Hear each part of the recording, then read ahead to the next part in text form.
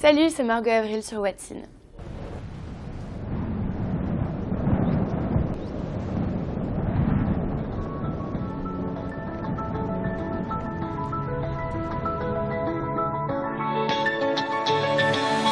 Mon cher ami, mon cher amour, tu es entré dans ma vie, ma prise de court.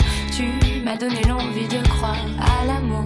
Je viens d'un premier temps du conservatoire où j'ai fait du solfège, de la chorale, du piano. Et d'un second temps, et je pense que c'est en fait le temps le plus important, en fait d'une rencontre avec mon auteur, compositeur, réal de l'album qui s'appelle Tristan. Et en fait, ma rencontre avec lui a été le déclencheur de tout le projet, de toute l'aventure.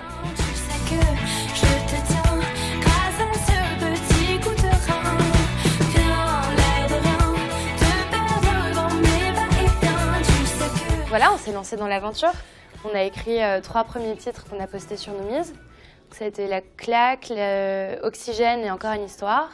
Et en fait, suite à ça, tout s'est passé très vite parce qu'on a été numéro 1 du top très rapidement après notre inscription. Et ensuite, on a été repéré par des labels. Mais oui, je suis surprise. Je suis encore même surprise d'avoir signé en label. Donc c'est vrai que le fait de réaliser que mon premier titre marche aussi bien, ça fait partie du processus d'acceptation de tout ce qui m'arrive. Contre le mien, je veux mon cœur dans tes deux mains pour qu'il batte avec le tien. Viens, l'air de rien, te perdre dans mes va-et-vient. Tu sais que je te tiens grâce à ce petit coup de rein.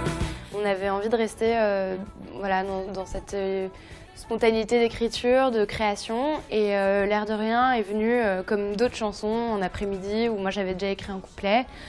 J'ai retrouvé Tristan, on a composé un peu la mélodie, puis ça s'est fait comme ça. On a eu envie de le réaliser plus que les autres maquettes, en fait, d'aller plus loin dans la production du titre. Et je pense que du coup, ça a un peu tapé dans l'oreille du label. Et voilà, et c'était un titre qui était très solaire, très lumineux et avec un texte un peu plus audacieux. Du coup, on s'est dit que ce mélange était sympa pour lancer un premier titre. Mes va-et-vient, tu sais que je te tiens grâce à ce petit coup de rein. Viens, l'air de rien, te perdre dans mes va-et-vient. Ouais, c'est de la pop. C'est de la pop française avec... je parle d'amour, mais je parle de situations inattendues. Je parle d'amour avec un peu de romantisme, mais pas de naïveté. J'essaye de sortir un peu des clichés amoureux. Un peu de sensualité aussi. Un peu de sensualité, évidemment. Un peu de mystère. Ça nous rappelle Gainsbourg. Oui, tout à fait, mais c'est une référence. Dans la démarche d'écriture, c'est très difficile. Moi, je n'ai jamais écrit avant, donc c'est vrai que pour commencer, il faut forcément s'inspirer de ce qu'on vit, de ce qu'on ressent. Mais pas que, en fait. Et un peu comme dans ma démarche photographique, j'observe vachement ce qu'il y a autour de moi, les histoires, ce qu'on me raconte, ce qui se passe. Et voilà, et j'en fais un petit mélange pour écrire une histoire qui n'est pas forcément la mienne, mais je m'inspire de mes pensées, quoi.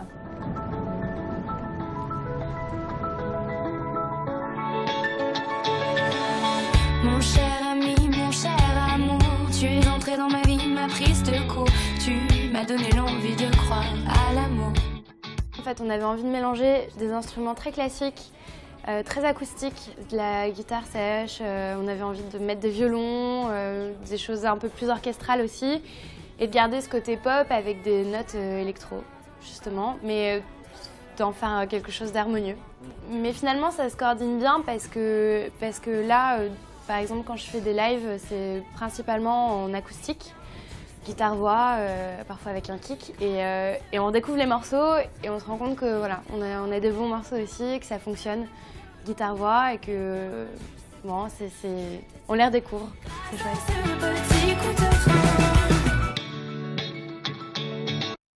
Mon cher amant, mon cher ami, je te veux dans mes bras toujours unis. Quand tu n'es pas là, mon sourire.